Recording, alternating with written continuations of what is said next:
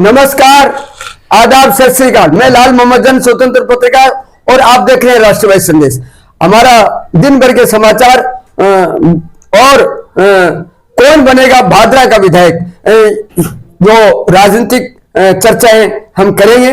तो सबसे पहले हम आपको संक्षिप्त में दिन भर के समाचार बताएंगे। तो दिन भर के समाचारों में आज नगर पालिका में ईओ और भादरा थाने के सीआई साहब ने व्यापारियों की एक बैठक ली और बैठक में उन्होंने निर्देश दिया कि दीपावली का समय आ गया है और दीपावली पे बाजार भी सजेगा और दुकानें भी लगेगी, तो चुनावी का भी भीड़ भड़ाका रहता है। तो व्यापारियों से आज मिले, व्यापारी लोग पहुंचे वहां, तो उनसे कहा कि आप अपनी दुकानों के आगे जो मिठाइयां हैं या अन्य कोई सामान है, पटाखे वगैरह, तो उनके लिए दुकानें अलग है, लेकिन जो भी बाजार में सजाते हो, तो चुनाव का समय देखते हुए चुनाव की भी भीड़ होती है। और उसके अलावा दीपावली पे भी कुछ लोग सड़कों तक जो है दुकानें लगा लेते हैं। तो उनसे निवेदन किया है कि आप व्यापारी भाइयों से अनुरोध किया है कि वो दुकानें जो है सड़क पे न लगाएं। इसके लिए व्यापारियों से बात की, जिसमें चंपालाल जी है, दारा सिंह जी पार्षद भी थे, सोनी जी, और इसके अलावा कुलदीप जी जो लोहारीवाला थे, और अन्य कई व्यापारी वर्ग थे, और सभी ने आश्वस्त किया कि हम लोग जो है दीपावली पे इसका ध्यान रखेंगे। पुलिस प्रशासन से भी अनुरोध किया कि वो भी थोड़ा अपना ध्यान रखें, कि लोगों को समझाएं और निर्देश दें। तो ये थी व्यापारियों को दुकानों पे लगाते समय सड़क पे अतिक्रमण न करने के बारे में। इसी प्रकार दीपावली को देखते हुए पटाखों की जो दुकानें लगती हैं, तो आज नगर पालिका में 68 दुकानों का रजिस्ट्रेशन हुआ। और ये दुकानें जो है भादरा के सीनियर सेकेंडरी स्कूल में जो है खेल मैदान है, स्टेडियम में, वहां दुकानें लगेगी दीपावली के समय, जो कल से शुरू हो जाएगी। तो ये 68 दुकानों के लिए वहां दुकानों का आज आवंटन कर दिया गया है और कल से शायद ये दुकानें लग जाएगी पटाखों की। तो ये बाजार में कहीं भी दुकान नहीं लगा सकेंगे, नई बाजार में कोई पटाखे बिकेंगे तो उनके लिए एक अलग से जो रेलवे स्टेशन के पास स्टेडियम है वहां लगेगी, और वहां जो है पटाखों दुकानों में लगाने के लिए पुलिस प्रशासन वहां ध्यान रखेगी और किसी प्रकार की आगजनी नहीं हो, इसके लिए भी पूर्णतया दमकल वगैरह की भी व्यवस्था होगी। तो जो लोग पटाखे वगैरह खरीदना चाहे वो स्टेडियम में आके अपने जो पंजीकृत दुकानें उनसे खरीदें। तो ये थी नगर पालिका की आज बैठक की। तीसरी बात, अब हम चुनावी चर्चा करते हैं। चुनावी चर्चा क्योंकि ये एक महत्वपूर्ण है। 5 साल में एक बार चुनाव होते हैं और सभी लोग अपना जनप्रतिनिधि चुनते हैं। तो इस 5 साल में जो आवेदन कुल 16 भरे थे और 16 आवेदनों में जो कल उनकी जांच हुई तो 16 के 16 सही थे, लेकिन उन 16 आवेदनों में कुल उम्मीदवार जो थे वो 13 थे।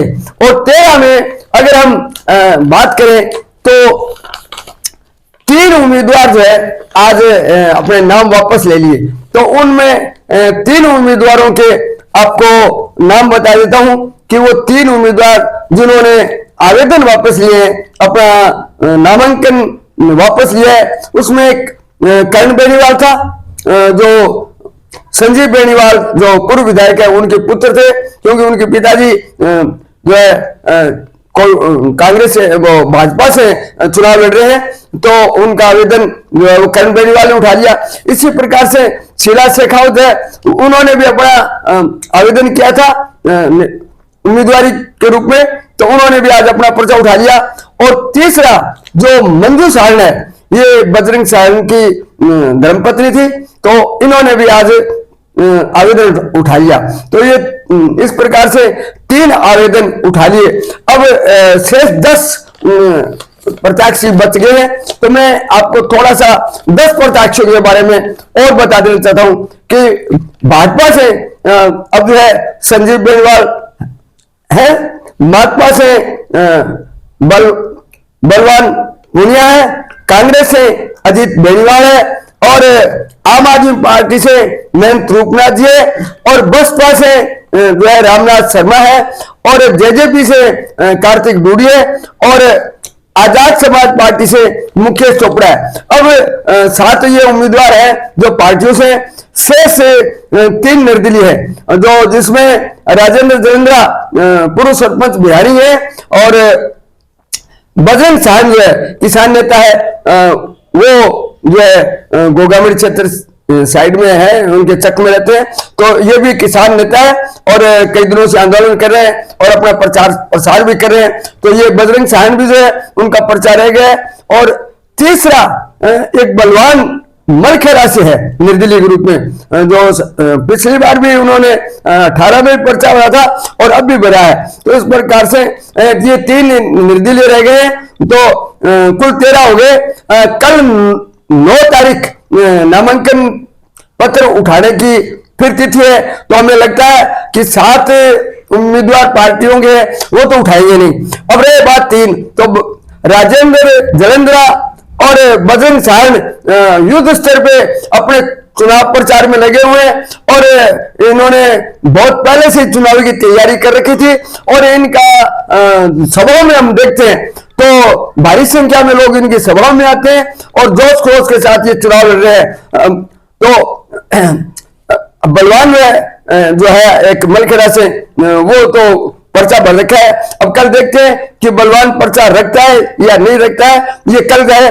और कल 3 बजे तक अगर इन 13 में से कोई पर्चा उठा लेता है तो वो कम हो जाएंगे, अन्यथा हमें लगता है कि जो है 10 उम्मीदवार रह गए हैं और 10 के 10 उम्मीदवार कल इनको जो शेष 3 है उनको जो है सैंबल बांट दिए जाएंगे और पार्टियों के सैंबल तो उनको मिले हुए हैं। तो इस प्रकार से ये थे चुनावी चर्चा।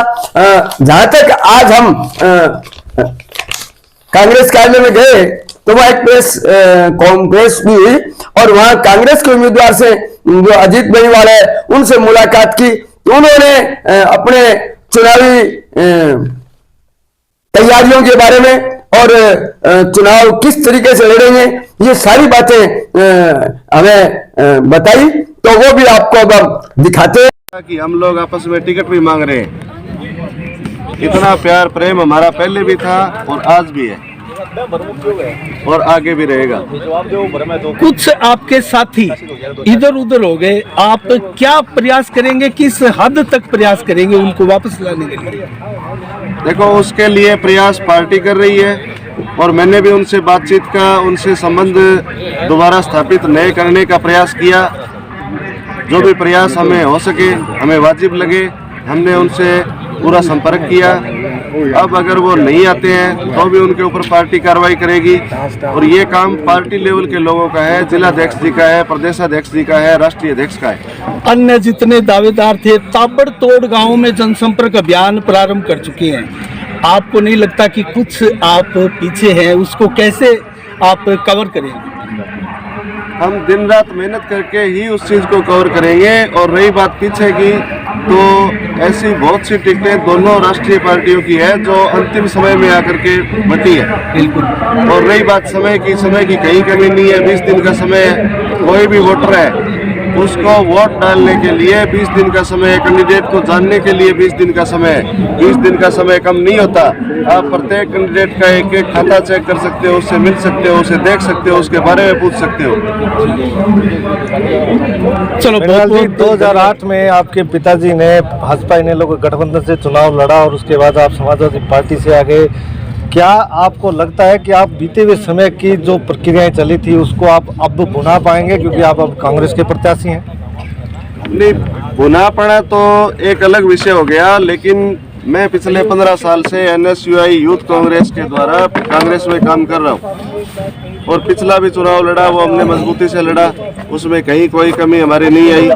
और आज मैं पूरी भादरा के लोगों को और आसपास के क्षेत्र के जितने भी लोग हमें जानते हैं, मैं उनसे एक ही बात पूछना चाहता हूँ कि हमारे अंदर अगर कहीं कोई कमी है तो आप बता सकते हैं खुलकर। एक भी कमी ऐसी आप नहीं बता सकते जिसके कारण मतदाता ये कह दे कि इसमें ये कमी है कैंडिडेट में। अभी लोग जो अभी चर्चा हो रही थी कि कोई फलों से तोल रहा है, कोई लड्डुओं से तोल रहा है, मैं कहता हूँ विचारों से तोल कर देखो, आप अपनी सोच से तोल कर देखो।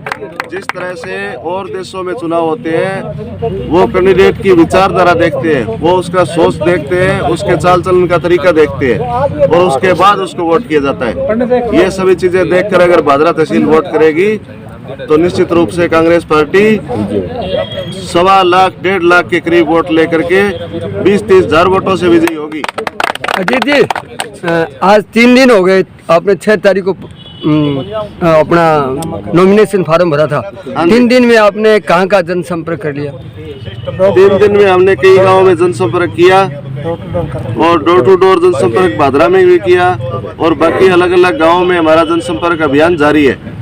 और हमारी पूरी कांग्रेस की टीम हमारे साथ है और कांग्रेस का एक एक वोटर जो ये 7 गारंटी और इससे पहले करीब 1,07,000 लोग कांग्रेस से सीधे लाभान्वित हुए और उन लोगों के लगातार फोन आए कि वोट कांग्रेस को देंगे। हम चाहते थे कांग्रेस का सिंबल आए भादरा में और आप ये सिंबल लेकर के आए, इसके लिए बहुत अच्छी बात है और बहुत धन्यवाद वो हमें दे रहे हैं और हम सभी लोगों को दे रहे हैं जो टिकटार्थी थे।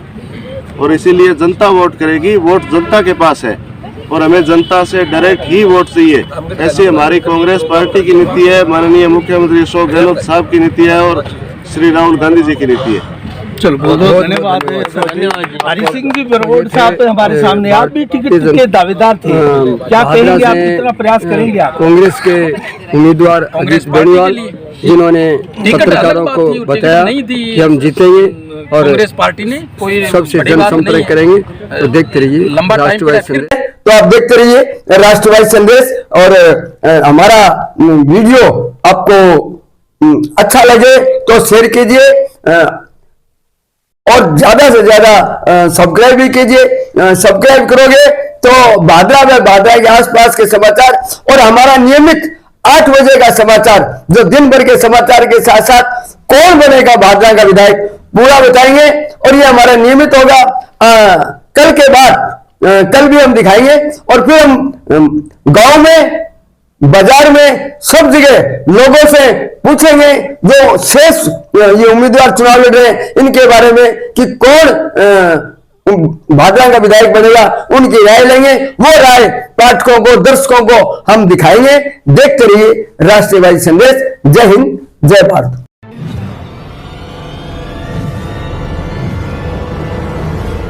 हमारा वीडियो आपको अच्छा लगे तो सब्सक्राइब करें, बेल आइकन दबाएं और लाइक करें।